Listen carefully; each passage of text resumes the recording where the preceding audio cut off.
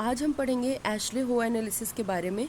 देखिए, इसमें क्या बोला गया कि जो हमारा टूथ क्राउडिंग होता है वो क्यों होता है, वो ड्यू टू आर्च विड्थ के कारण होता है रेदर देन आर्च लेंथ। ठीक है, आर्च का जो विड्थ है वो ज़्यादा रिस्पॉन्सिबल है रेदर देन आर्च लेंथ। ठीक है, इन्होंने 3 कंपोनेंट दिया। पहला दिया आपका टोटल टूथ मटेरियल जिसे अपन TTM कहते हैं। दूसरा दिया प्री मोलर डायमीटर PMD कहते हैं। तीसरा दिया pre molar based arch width जिसे हम कहते हैं PMBAW। ओके, 3 कंपोनेंट हो गए।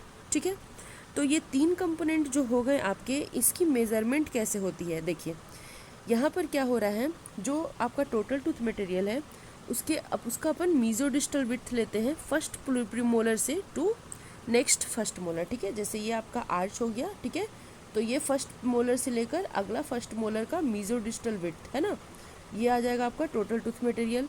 नाउ प्री मोलर डायमीटर कैसे लेंगे, यानी कि प्री मोलर डायमीटर अपन लेंगे कुछ इस तरीके से, हमारा आर्च है तो ये हो गया आपका cusp tip of the first premolar to first premolar. ठीक है, ये हो जाएगा आपका प्रीमोलर डायमीटर।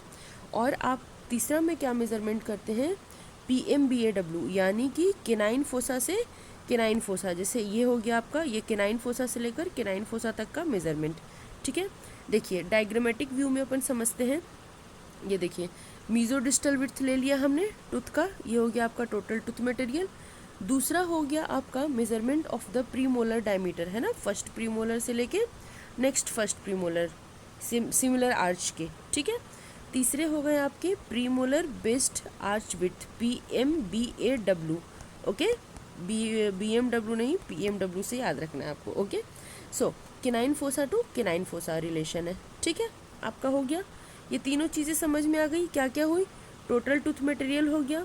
ठीक है, यानी कि first molar to first molar, फिर आपका प्रीमोलर डायमीटर हो गया first premolar to first premolar, okay, in the same arch. And PMBAW हो गया आपका canine fossa to canine fossa in the same arch. Okay, now inference क्या बोला गया, इन्फेरेंस बोला गया कि कंपैरिजन हो रहा है यहाँ पे, PMBAW और PMD का कंपैरिजन है। तो अगर PMBAW ज़्यादा आता है तो आर्च एक्सपेंशन होगा, अगर कम आता है तो आर्च एक्सपेंशन पॉसिबल नहीं है। ओके, ठीक है, तो अब क्या बोला गया कि ठीक है भाई, ये तो हो गई आर्च एक्सपेंशन की बातें। Now we will talk about the aesthetic and the occlusion. So to achieve the normal occlusion with the full complement of the teeth, what we have to do, we have to calculate the percentage of what, of PMBAW। तो इसका percentage क्या होगा आपका, जैसा कि आप देख सकते हैं, ये है आपका परसेंटेज, आपको कैलकुलेट करना है। जो आपने टोटल टूथ मटेरियल निकाला है, जो आपने PMBAW की वैल्यू निकाली है, उसको यहाँ पर पुट करिए और आपका परसेंटेज देखिए। अगर आपका परसेंटेज 37% या उससे कम आता है, मान लीजिए 25% आ गया है ना, तो क्या होगा, आर्च मीन्स एक्सट्रैक्शन चाहिए, उस आर्च में एक्सट्रैक्शन चाहिए पेशेंट को। ठीक है, अगर 44% या उससे ज़्यादा है तो क्या होगा, टिथ विदाउट एक्सट्रैक्शन भी चलेगा केसेस। ओके, अगर PMBAW की परसेंटेज 37 to 44% है तो ये बॉर्डर लाइन केस है। तो ये तीनों चीज़ें समझ आ गई।